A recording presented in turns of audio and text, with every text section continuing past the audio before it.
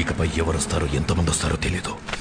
ఎంతమందిని తెచ్చుకుంటున్నాము నువ్వు చెప్పు, నా చెప్పు.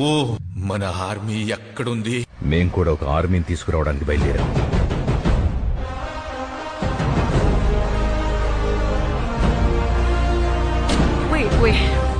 వాడు చాలా డబ్బు తీసుకెళ్లాడు కదా. But wasn't that an advance for the gold Inayat Khalil was sending? No. Then what was it for? దేవా,